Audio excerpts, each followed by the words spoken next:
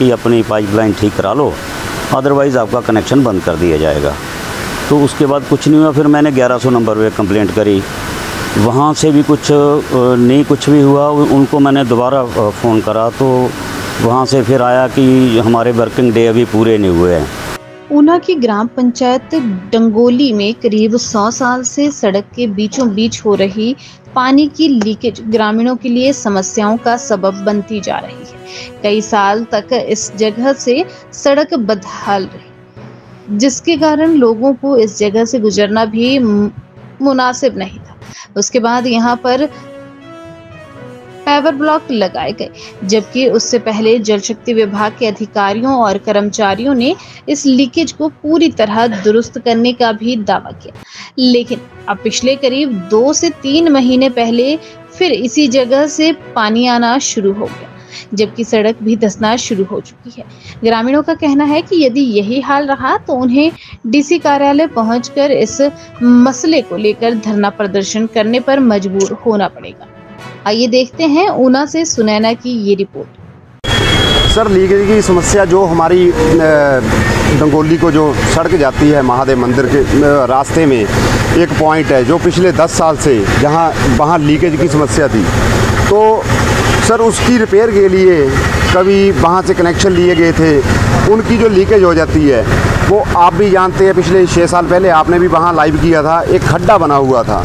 वो खड्डे की इतनी समस्या थी कि जब बारिश होती थी वहाँ इतनी बुरी हालत हो जाती थी कि बाइकें स्किड करती थी, कई बंदों को वहाँ चोटें लगी हुई हैं। तो पिछले 1 साल में हमने, हमारे विधायक थे देवेंद्र कुमार भुट्टो, उनसे अनुरोध किया।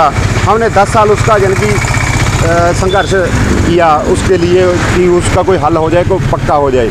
तो विधायक साहब ने उसको फंड दिया और वहाँ पेवर ब्लॉक लग गए। तो सर पिछले 2 महीने से वहाँ जो नीचे पाइप गई हुई है वो फिर लीक हो गई। हमारा सरकार से ये आग्रह है कि जो वो लाइन है वो उसको डेड किया जाए। उस पर कनेक्शन भी ज़्यादा नहीं है, वो बहुत पुरानी लाइन है, वो गल चुकी है, उसका हल किया जाए, उसका निर्माण किया जाए। तो उसके बाद कुछ नहीं हुआ। फिर मैंने 1100 नंबर पे कंप्लेंट करी, वहाँ से भी कुछ भी हुआ। उनको मैंने दोबारा फ़ोन करा तो वहाँ से फिर आया कि हमारे वर्किंग डे अभी पूरे नहीं हुए हैं, तो वर्किंग डे पूरे होंगे तो कुछ ना कुछ हम करेंगे। तो उसके बाद मैंने फिर जेई साहब को फ़ोन किया कि जेई साहब ये तो बहुत दिक्कत है, लोग स्लिप हो रहे हैं, स्लिपरी बहुत ज़्यादा हो गई है यहाँ पर, कुछ करिए।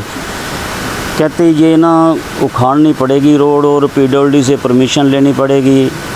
तो पता नहीं वो परमिशन महीने में देंगे, 2 महीने में देंगे, ऐसा कुछ उन्होंने जो टालने वाली बात करी।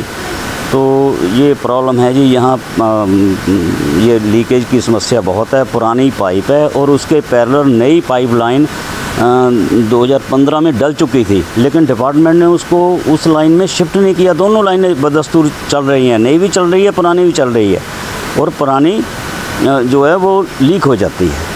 लीकेज की मेन समस्या जो मैं समझता हूँ वो ये है कि हमारी एक इरिगेशन की स्कीम है, वो उसको भी वाटर सप्लाई के साथ जोड़ा हुआ है, और वहाँ से 40 हॉर्स पावर की मोटर चलती है, और दिन रात अभी भी देखिए आप, अब समय क्या हुआ है उसके हिसाब से फिर पानी यहाँ पर चला हुआ है।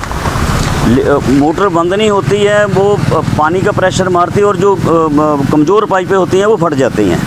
तो कहीं ना कहीं ये IPH की बहुत भारी गलती है, लोकल स्तर पर भी, ऊपरी स्तर पर भी, JE SDO कोई पूछने वाला नहीं है।